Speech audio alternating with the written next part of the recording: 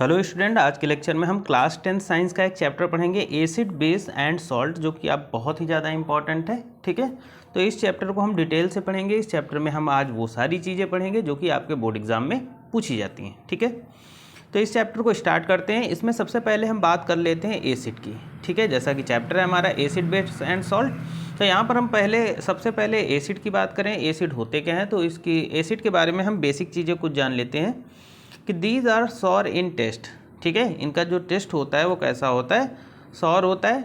They turn blue litmus to red, है ना। मतलब क्या होगा कि अगर किसी भी एसिड में क्या करते हैं, ब्लू लिटमस को डालते हैं तो वो रेड में कन्वर्ट हो जाता है। ठीक है, they gives H positive ion in their aqueous solution, है ना। ये अपने एक्वस सोल्यूशन में H पॉजिटिव आयन देते हैं। ठीक है, acid corrode metals. Corrode metal आप जानते होंगे कि अगर हम किसी एसिड मेटल के ऊपर एसिड डाल देते हैं तो उसमें कोरोजन यानी वो ख़राब होने लगती है, तो इसी को बोलते हैं एसिड कोरोड मेटल्स। ठीक, एग्जाम्पल्स की बात करते हैं यहाँ पर एसिड की। तो एसिड दो प्रकार के होते हैं हमारे, कौन कौन से। एक तो होता है आपका स्ट्रॉन्ग एसिड और सेकेंड आपका होता है वीक एसिड। स्ट्रॉन्ग एसिड में बात कर लेते हैं तो आपका जो हमारा HCl हाइड्रोक्लोरिक एसिड होता है और सल्फ्यूरिक एसिड होता है बेटा, ये हमारे दोनों स्ट्रॉन्ग एसिड हैं। जबकि हम वीक एसिड की बात करते हैं तो एसिटिक एसिड हो गया, आपका ऑक्जेलिक एसिड हो गया, सिट्रिक एसिड हो गया, तो ये सारे के सारे आपके वीक एसिड होते हैं। ओके, आगे बात करते हैं हम बेस की। अब देखो, हाँ, अब हम बेस की बात करते हैं। बेसेस क्या होते हैं, these are bitter in taste, यानी ये टेस्ट में बिटर होते हैं। They turn red litmus to blue, यानी अगर हम इनको क्या करते हैं, किसी बेस में रेड लिटमस डालते हैं तो वो ब्लू कलर में चेंज हो जाता है। They give OH negative ion in their aqueous solution, यानी ये अपने एक्वस सोल्यूशन में OH नेगेटिव आयन देंगे। सॉपी इन टच, ठीक है, तो इनको आप टच करोगे तो थोड़ा सा सॉपी लगेंगे, बहुत ही एक प्रकार से कह सकते हैं मुलायम टाइप के होते हैं। ठीक है, एसिड के बेस के एग्जाम्पल की बात करते हैं तो बेस का एग्जाम्पल दो प्रकार का होता है, मतलब एक तो स्ट्रॉन्ग बेस हो जाएगा, दूसरा आपका वीक बेस हो गया। जैसे सोडियम हाइड्रोक्साइड हो गया, पोटेशियम हाइड्रोक्साइड हो गया, ये आपका स्ट्रॉन्ग बेस में आ जाता है, और अमोनियम हाइड्रोक्साइड NH4OH ये आपका वीक बेस में आता है। तो यहाँ तक समझ गए आप लोग। चलते हैं नेक्स्ट पेज पर।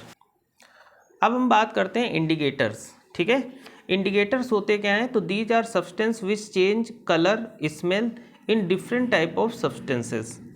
ठीक है, देखो इंडिकेटर क्या होते हैं। Indicator are the substance which indicates the substance is acid or base. मतलब इंडिकेटर्स वो होते हैं जो हमें बताते हैं कि ये चीज़ यहाँ पर जो रखी हुई है, ये जो सब्सटेंस रखा हुआ है, ये एसिड है या बेस है।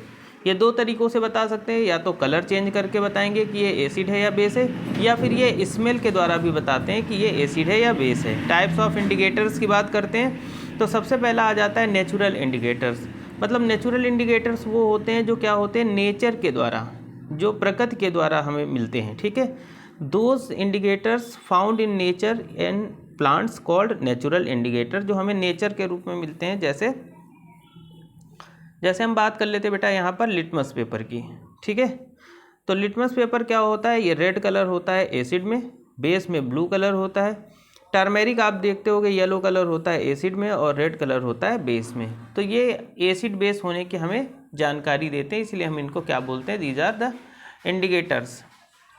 उसके बाद सिंथेटिक इंडिकेटर्स की बात करते हैं, है ना। सिंथेटिक का मतलब होता है कि वो इंडिकेटर जो क्या होते हैं, लैब में बनाए जाते हैं, मेड इन लेबोरेटरीज, जैसे फिनालिफ्थेलिन और मेथिल ऑरेंज। ये भी हमें एसिड बेस पहचानने में हेल्प करते हैं। ठीक है,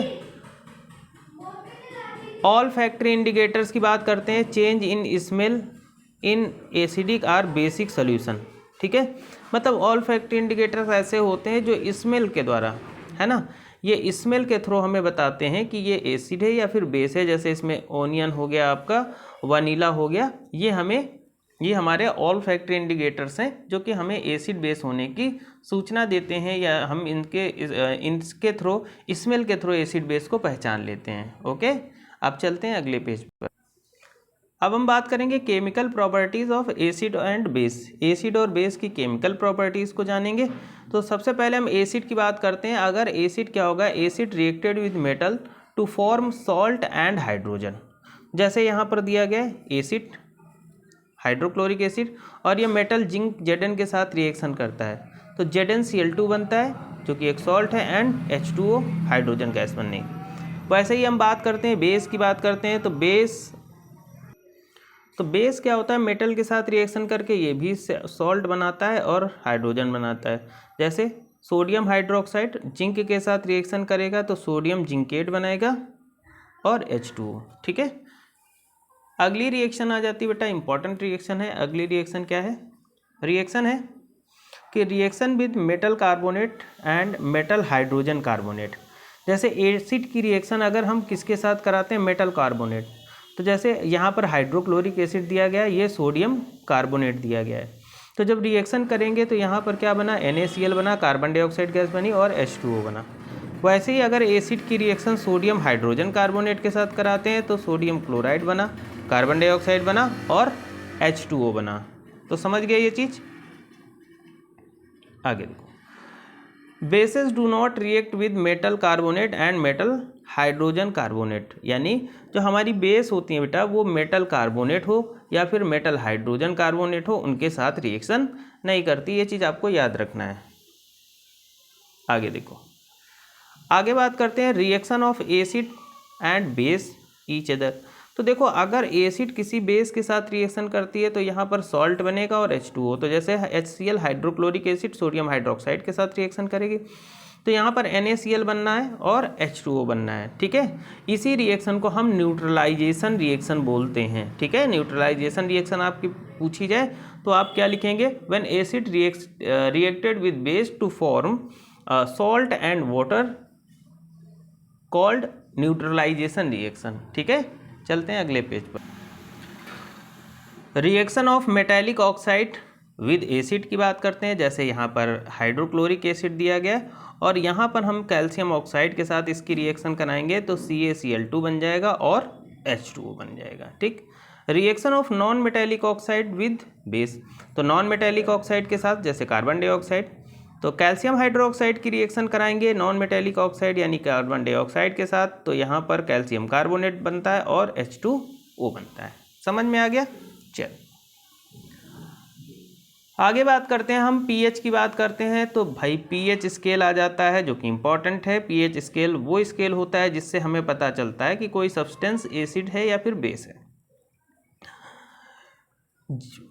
यहाँ पर होता है 0 से लेकर के 7 तक, यानी यहाँ तक 6 तक ये एसिडिक नेचर होता है।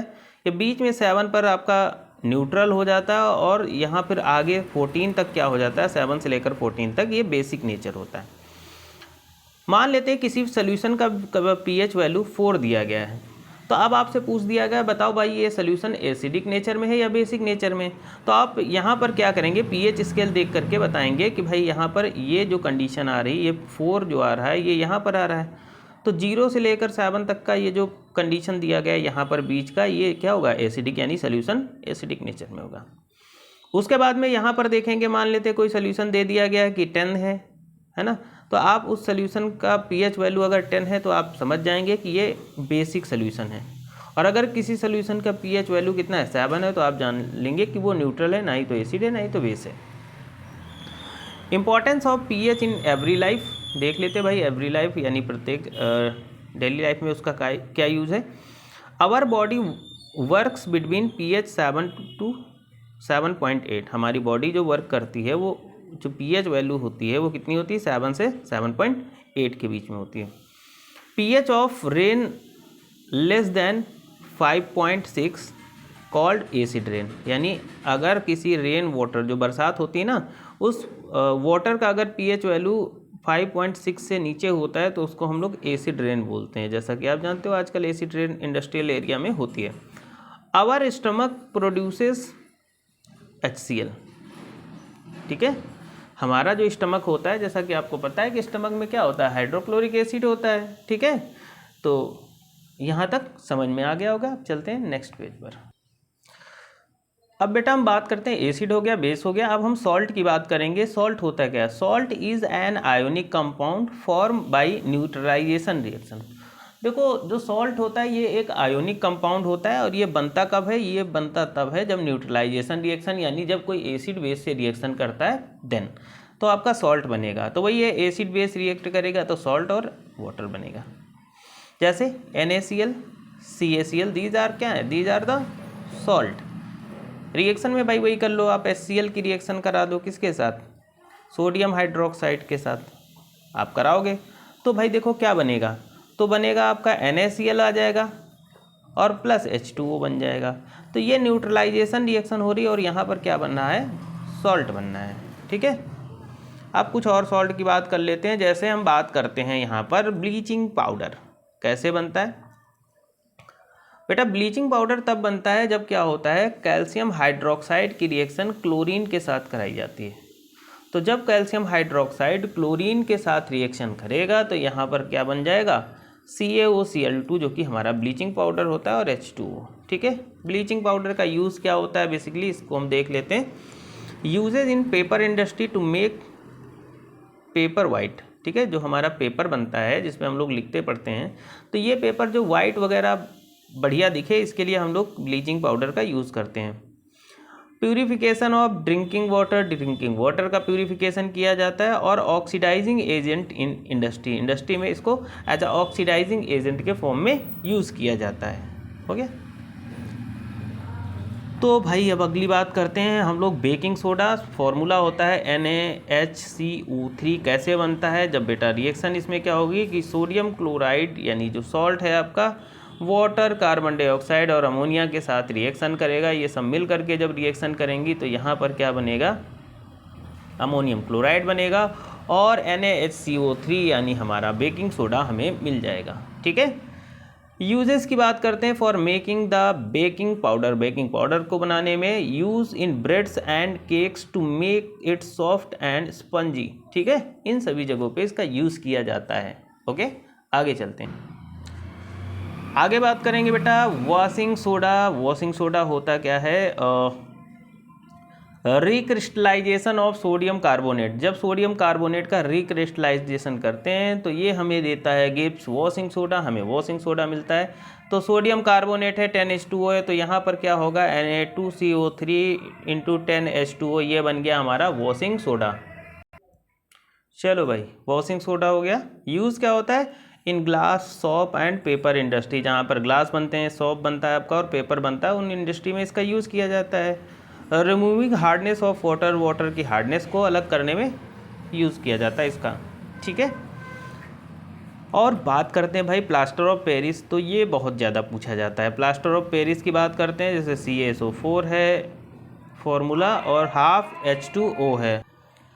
प्लास्टर ऑफ पेरिस की बात करते हैं व्हेन हीटिंग ऑफ जिप्सम क्या होता है? CaSO4 × 2H2O। ठीक है, तो जब जिप्सम को हम क्या करते हैं 100 डिग्री सेल्सियस या फिर इसको केल्विन में बदलना हो तो 273 इसमें ऐड कर दो तो या फिर 373 आ जाएगा। 373 केल्विन टेम्परेचर पर हम क्या करते हैं जब इसको हीट करते हैं तो it losses water molecule and becomes POP, है ना।